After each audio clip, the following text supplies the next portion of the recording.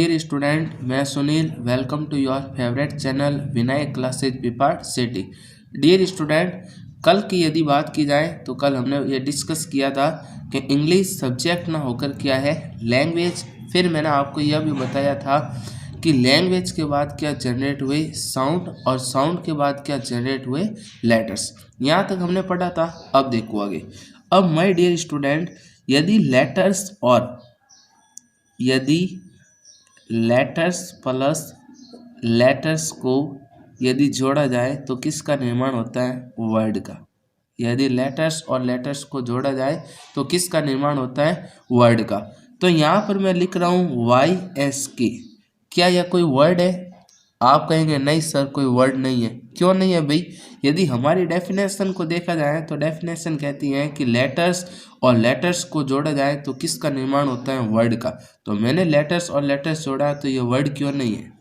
क्योंकि इसका सबसे बड़ा कारण है, लेटर्स और लेटर्स को जोड़ा जाए और यदि उनका एक पर्टिकुलर क्या निकले, मीनिंग। यदि एक उनका क्या निकले, पर्टिकुलर मीनिंग, तब उसे हम क्या कह सकते हैं, वर्ड। क्या कहेंगे, वर्ड। यानी लेटर्स और लेटर्स को जोड़ा जाए और उनका यदि कोई पर्टिकुलर मीनिंग निकले, तब उसे हम क्या कहते हैं, वर्ड। अब यदि मैं इसे ऐसे लिखूँ तो SKY, यह कोई वर्ड है? हाँ बिल्कुल है, क्योंकि स्काई का मतलब होता है आकाश या आसमान। तो ये हमारा क्या है, वर्ड, क्योंकि इसका एक पर्टिकुलर मीनिंग निकल रहा है। जैसे यहाँ पर मैं लिखूँ YLF, तो क्या यह कोई वर्ड है? नहीं है। क्यों? क्योंकि यहाँ पर इसका कोई एक पर्टिकुलर मीनिंग नहीं निकल रहा है, तो ये हमारा वर्ड नहीं है। लेकिन यदि मैं ऐसे लिखूँ FLY, फ्लाई, एक वर्ब है जिसका मतलब होता है उड़ना। इसका एक पर्टिकुलर मीनिंग निकल रहा है, तो ये हमारा क्या है, वर्ड। क्या है डियर स्टूडेंट, वर्ड। जैसे यहाँ पर मैं लिखूँ CAR, कार, यह कोई वर्ड है? बिल्कुल है। क्यों? क्योंकि इसका भी एक पर्टिकुलर अर्थ निकल रहा है। तो कहने का मतलब यह है, यदि लेटर्स और लेटर्स को जोड़ा जाए और उनका एक पर्टिकुलर मीनिंग निकले, तो उससे हम क्या कहते हैं, वर्ड। क्या कहते हैं डियर स्टूडेंट, वर्ड। अब यहाँ पर आगे देखो, अब यहाँ पर आगे देखिए। अब यहाँ पर है कि भाई यदि वर्ड और वर्ड को जोड़ा जाए, यदि किसको जोड़ा जाए, वर्ड और वर्ड को, सॉरी, इससे पहले मैं आपको एक चीज़ बताना चाहता हूँ कि भाई अब हमने यह तो सीखा है कि भाई लेटर्स और लेटर्स को जोड़ा जाए तब किसका निर्माण होता है, वर्ड का। किसका निर्माण होता है, वर्ड का। माय डियर स्टूडेंट, देखा जाए जैसे मान लो हमारे घर के अंदर क्या बना रहे, खिचड़ी। अब एक अच्छी सी खिचड़ी बनाने के लिए हमें हर चीज़ों की आवश्यकता होती है। फूल गोभी की आवश्यकता होती है, मटर की आवश्यकता होती है, इसी के साथ हम कह सकते हैं दाने की आवश्यकता होती है, चावल की है, आलू की है, टमाटर की, हर चीज़ों की आवश्यकता होती है। तब क्या होती है, अच्छी जाकर खिचड़ी बनती है। उसी प्रकार ये तो एक नॉर्मल डेफिनेशन है कि भाई लेटर्स और लेटर्स को जोड़ा जाए और एक पर्टिकुलर मीनिंग निकले, तो उसे हम वर्ड कहते हैं। लेकिन एक अच्छा सा वर्ड बनाना है, यानी हम कह सकते हैं वर्ड फॉर्मेशन। वर्ड फॉर्मेशन का मतलब होता है वर्ड को बनाने का एक तरीका, या वर्ड को बनाने का एक प्रारूप या तरीका। जैसे मान लो हम कोई सब्जी बनाते हैं तो उसका भी एक फॉर्मेशन होता है, उसका एक प्रारूप होता है। जैसे मान लो रोटी बना रहे हैं तो उसका एक फॉर्मेशन होता है कि नहीं होता है। हमने क्या किया, सबसे पहले एक परात के अंदर थोड़ा सा आटा लिया, फिर उसके अंदर नमक डाला, फिर क्या किया, थोड़ा सा पानी डाला, फिर आटा माड़ा और फिर तवे पर रखा और फिर कहीं जाकर एक अच्छी सी रोटी बनी। तो रोटी बनाने का भी फॉर्मेशन होता है। उसी प्रकार एक अच्छा वर्ड बनाना चाहते हैं तो माय डियर स्टूडेंट, उसका एक फॉर्मेशन है, एक अच्छा सा वर्ड बनाना है। तो यहाँ पर हम कह सकते हैं एक अच्छा सा वर्ड बनाने के लिए हमें सहारा लेना होता है एफिक्स का। किसका सहारा लेना होता है, एफिक्स का। यदि हम कोई भी अच्छा वर्ड बनाना चाहते हैं तो हमें उसके लिए सहारा लेना होता है एफिक्स का। अब यदि आपके मन में डाउट आ रहा है कि सर ये एफिक्स क्या होता है, तो मैं कह सकता हूँ एफिक्स का सीधा अर्थ होता है किसी भी शब्द को ऐड करना, यानी किसी भी शब्द को जोड़ना। तो ये एफिक्स क्या करते हैं, किसी भी शब्द को जोड़ने का कार्य करते हैं। अब यहाँ पर हम कह सकते हैं जो एफिक्स होते हैं हैव नो इंडिपेंडेंट मीनिंग, इनका कोई स्वतंत्र अर्थ नहीं होता है। हाँ, कई बार इनका अर्थ हो भी सकता है, यानी मैं भी, इनका अर्थ हो भी सकता है, और मैं नॉट भी, इनका अर्थ नहीं भी हो सकता है। इनका अर्थ हो भी सकता है और मे नॉट भी, इनका अर्थ नहीं भी हो सकता है। अब माय डियर स्टूडेंट, जो ये एफिक्स होते हैं ये क्या करते हैं, किसी भी रूट वर्ड के साथ जुड़ते हैं। ये एफिक्स क्या करते हैं, ये एफिक्स क्या करते हैं, किसी भी रूट वर्ड के साथ जुड़ते हैं। अब रूट वर्ड किसे कहते हैं, देखो रूट वर्ड का मतलब होता है मूल शब्द। क्या होता है, मूल शब्द। मूल शब्द का मतलब है जिसके टुकड़े नहीं किए जा सकते हैं, उससे हम कहते हैं रूट वर्ड। जैसे यहाँ पर मैं लिखा हूँ हैप्पी। अब मैं क्या हैप्पी के कोई टुकड़े कर सकता हूँ, क्या हाफ और पी, नहीं, तो ये हमारा क्या है, रूट वर्ड। जैसे यहाँ पर मैं लिख रहा हूँ हेल्प, ये क्या लिख रहा हूँ, हेल्प, तो इसके मैं कोई टुकड़े कर सकता हूँ क्या, नहीं कर सकता हूँ, तो ये हमारा क्या है, रूट वर्ड। जैसे यहाँ पर मैं लिख रहा हूँ लीगल, मैं क्या लिख रहा हूँ, लीगल, तो इसके मैं कोई टुकड़े कर सकता हूँ, नहीं कर सकता हूँ, तो ये हमारे क्या है, रूट वर्ड। यानी हम कह सकते हैं कि भाई किसी भी वर्ड को बनाने के लिए हमें आवश्यकता होती है एफिक्स की, और एफिक्स का मतलब होता है किसी भी शब्द को जोड़ना। मॉडर्न इंग्लिश एफिक्स को क्या कहती है, semi word. Modern English affix को क्या कहती है, सेमी वर्ड। सेमी का मतलब होता है आधा और वर्ड्स यानी शब्द, इससे हम कह सकते हैं शब्दांश। क्या कह सकते हैं, शब्दांश यानी शब्द का टुकड़ा। अब जो ये एफिक्स होते हैं, मैंने कहा कि ये मे बी या मे नॉट बी, इनका अर्थ हो भी सकता है और नहीं भी हो सकता है। अब ये एफिक्स क्या करते हैं, किसी भी रूट वर्ड के साथ जुड़ने का कार्य करते हैं, और रूट वर्ड का मतलब क्या होता है, मूल शब्द जिनके हम टुकड़े नहीं कर सकते हैं। आपका हैप्पी के कोई टुकड़े हो सकते हैं, नहीं हो सकते हैं। हेल्प का कोई टुकड़ा हो सकता है, नहीं हो सकता। लीगल का कोई टुकड़ा हो सकता है, नहीं हो सकता है। अब माय डियर स्टूडेंट, यदि बात की जाए एफिक्स के बारे में, तो एफिक्स के कितने प्रकार होते हैं, दो प्रकार। एफिक्स के कितने प्रकार होते हैं, दो प्रकार। एक तो होता है प्रीफिक्स, जिसका मतलब क्या होता है, उपसर्ग। एक होता है प्रीफिक्स जिसका मतलब क्या होता है, उपसर्ग, और दूसरा होता है सफिक्स जिसका मतलब क्या होता है, प्रत्यय। दूसरा होता है सफिक्स जिसका मतलब क्या होता है, प्रत्यय। अब देखो आगे, सबसे पहले हम बात करते हैं ये प्रीफिक्स क्या है, कि भाई ये प्रीफिक्स होता क्या है। तो प्रीफिक्स जिसका मतलब क्या होता है, उपसर्ग। तो इस प्री का मतलब क्या होता है, बिफोर। प्री का मतलब क्या होता है, बिफोर। बिफोर का क्या होता है, पहले। बिफोर का अर्थ क्या होता है, पहले। और फिक्स, फिक्स का मतलब क्या होता है, जोड़ना। फिक्स का मतलब क्या होता है, जोड़ना। यानी इसकी डेफिनेशन ये है, ऐसे वर्ड, ऐसे वर्ड जो किसी भी रूट वर्ड के, ऐसे वर्ड जो किसी भी रूट वर्ड के क्या करते हैं, आगे जुड़ते हैं, उन्हें हम क्या कहते हैं, प्रीफिक्स। क्या कहते हैं, प्रीफिक्स। ऐसे वर्ड जो किसी भी रूट वर्ड के आगे जुड़ते हैं उससे कहते हैं प्रीफिक्स। जैसे जैसे यहाँ पर मैं एग्जाम्पल्स के लिए आपके लिख रहा हूँ, जैसे माय डियर स्टूडेंट, मैं एग्जाम्पल्स के तौर पर कुछ वाक्य लिखने जा रहा हूँ, जैसे देखना है। जैसे यहाँ पर मैं लिख रहा हूँ प्रीफिक्स, फिर मैंने लिखा रूट वर्ड, और फिर एक बनाया न्यू वर्ड। ठीक है, अब मैं यहाँ पर कुछ ऐसा लिखने जा रहा हूँ। तो देखो, अब यहाँ पर देखा जाए तो मैंने रूट वर्ड लिखा हैप्पी। क्या लिखा, हैप्पी। अब इसके मैंने आगे लगाया प्रीफिक्स, क्या लगाया, अन। तो यहाँ पर इसका, और अब प्रीफिक्स और रूट वर्ड को जोड़ा जाए तो क्या होगा, अनहैप्पी। और अनहैप्पी का मतलब क्या होता है, नाखुश या नाराज। जैसे यहाँ पर मैं लिख रहा हूँ कैपेबल। क्या लिख रहा हूँ, कैपेबल। कैपेबल का मतलब होता है योग्य। अब इसके हम आगे लगा देंगे प्रीफिक्स, क्या लगा देंगे, हम इसके आगे प्रीफिक्स लगा देंगे इन। तो यहाँ पर आ जाएगा इनकैपेबल। इनकैपेबल जिसका मतलब क्या होता है, अयोग्य। जैसे यहाँ पर मैं लिख रहा हूँ लीगल। क्या लिख रहा हूँ, लीगल, जिसका मतलब क्या होता है, कानूनी। अब मैं यदि इसके आगे क्या लगा दूँ, प्रीफिक्स इन, क्या लगा दूँ, एल, तो यहाँ पर होगा इसका न्यू वर्ड इलीगल, जिसका मतलब होता है गैर कानूनी। तो हमें इस चीज़ को यह चीज़ सीखने को मिली है कि प्रीफिक्स या जो सफिक्स है ये किसी भी रूट वर्ड के साथ जुड़ते हैं तो उसका अर्थ पूर्ण रूप से क्या हो जाता है, चेंज। जैसे यहाँ पर पहले लिखा था हैप्पी, जैसे मैंने प्रीफिक्स लगाया अन तो इसका अर्थ हो गया अनहैप्पी, जिसका मतलब होता है नाखुश या नाराज। यानी कहने का मतलब यह है जो भी प्रीफिक्स या सफिक्स हैं किसी भी रूट वर्ड के साथ जुड़ते हैं तो इसका अर्थ पूर्ण रूप से चेंज हो जाता है। तो ये हमने पढ़ा है प्रीफिक्स क्या होता है। अब हम आगे बात करते हैं सफिक्स के बारे में। चलो माय डियर स्टूडेंट, अब हम आगे बात करते हैं सफिक्स के बारे में। सफिक्स जिसका मतलब क्या होता है, प्रत्यय। क्या अर्थ होता है, प्रत्यय। अब सब का मतलब क्या होता है, आफ्टर। सब का मतलब क्या होता है, आफ्टर। और फिक्स का मतलब होता है जुड़ना। यानी हम कह सकते हैं ऐसे वर्ड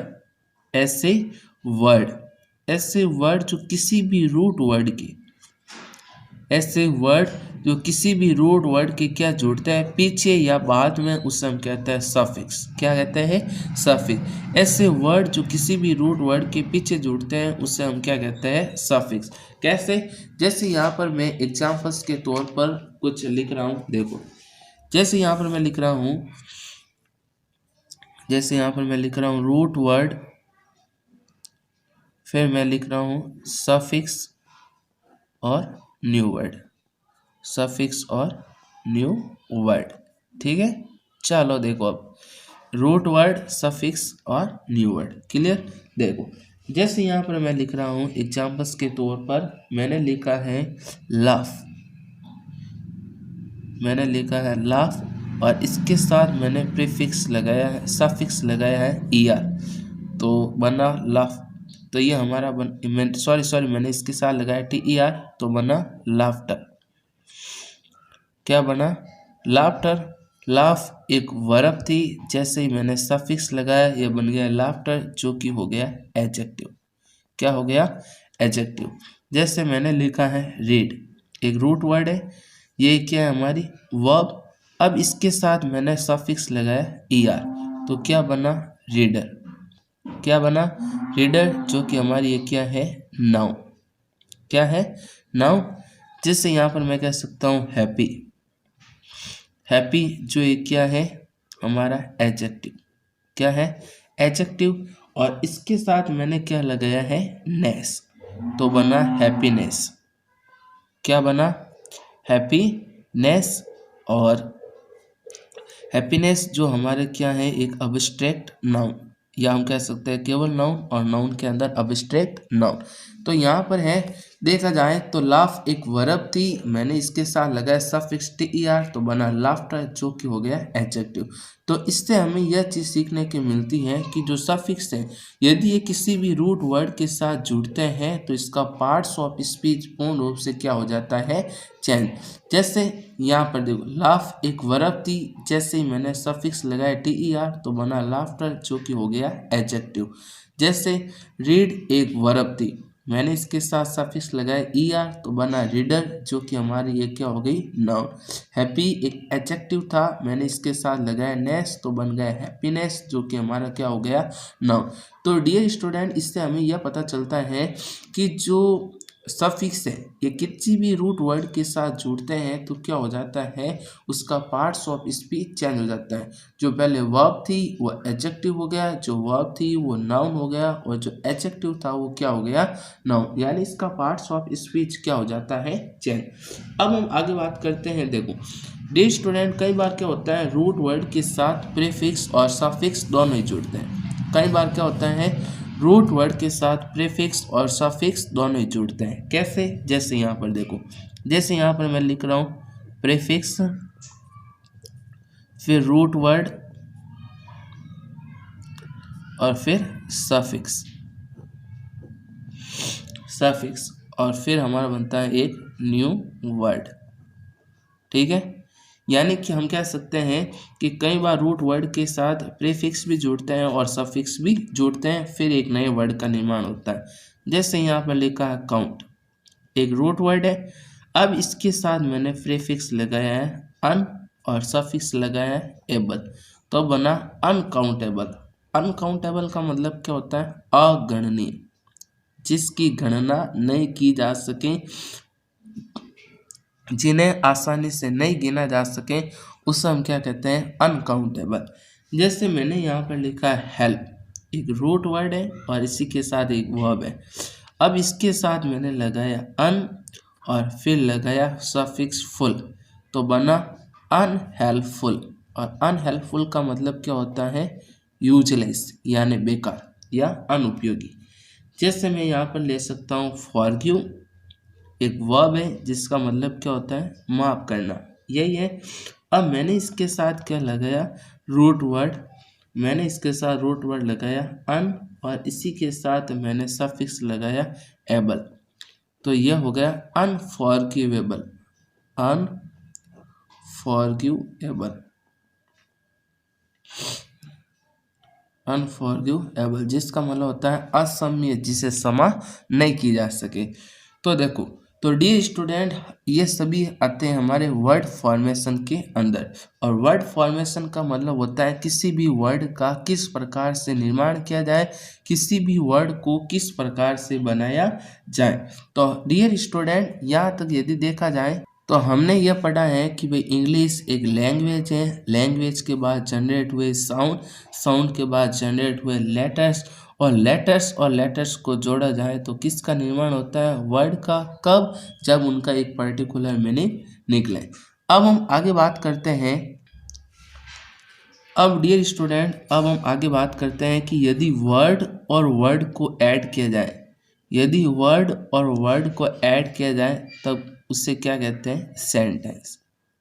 क्या कहते हैं? सेंटेंस। यदि वर्ड और वर्ड को ऐड किया जाए तो उसे हम सेंटेंस कहते हैं। तो मैं यहाँ पर लिख रहा हूँ me don't disturb, me don't disturb, तो ये कोई हमारा सेंटेंस है? मुझे नहीं परेशान, कोई सेंटेंस है भाई? आप कहेंगे नहीं है सर। क्यों? आपने तो कहा है कि भाई यदि वर्ड और वर्ड को जोड़ा जाए तो सेंटेंस का निर्माण होता है, तो मैंने तो वर्ड और वर्ड को जोड़ दिया, तो सेंटेंस क्यों नहीं बना? चलो मैं आपके सामने एक और सेंटेंस लिखने जा रहा हूँ। TV Mi TV watches see every day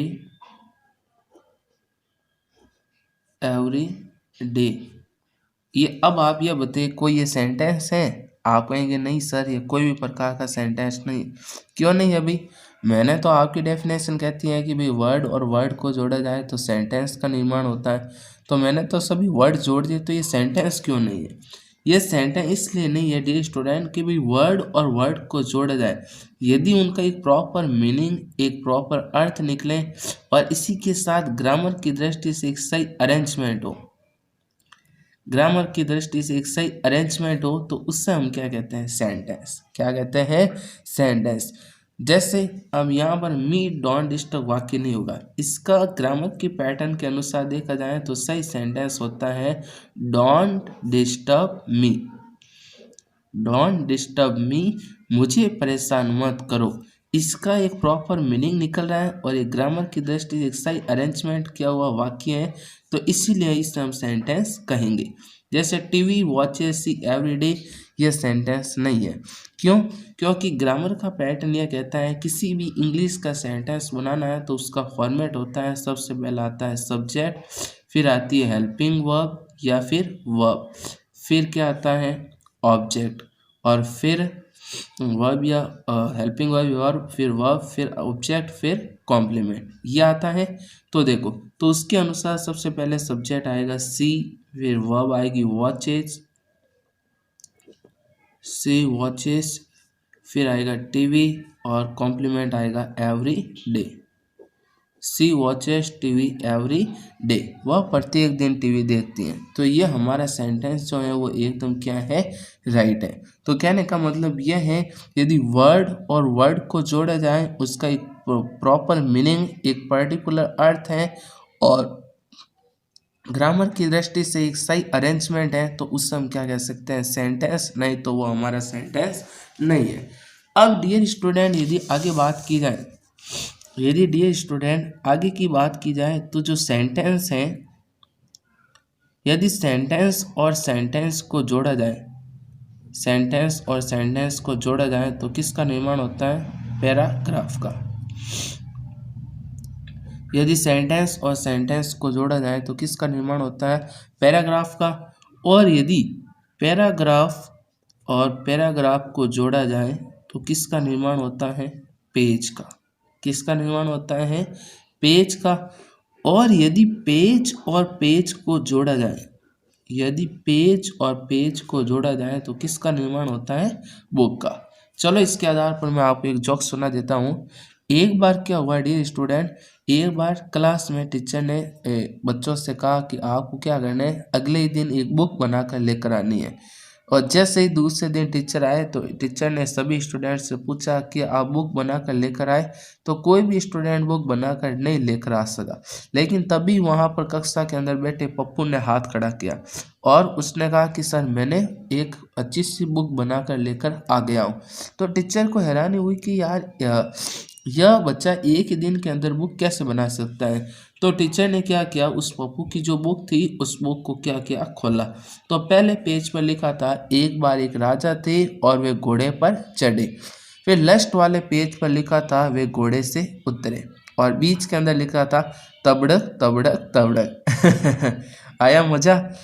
ठीक है, तो देखो, तो हमने यह पढ़ा कि भाई सेंटेंस और सेंटेंस को जोड़ा जाए तो पैराग्राफ का निर्माण होता है, और पैराग्राफ और पैराग्राफ को जोड़ा जाए तो पेज का निर्माण, और पेज को जोड़ा जाए तो किसका निर्माण होता है? बुक का। तो डियर स्टूडेंट, आशा करता हूँ आपको जो भी मैंने आज समझाया है वो अच्छी तरीके से समझ में आया होगा। यदि समझ में आया है तो प्लीज़ लाइक करें और चैनल को सब्सक्राइब करें ताकि आने वाले हर एक नोटिफिकेशन आपको जल्दी से जल्दी मिल सके। थैंक यू, धन्यवाद।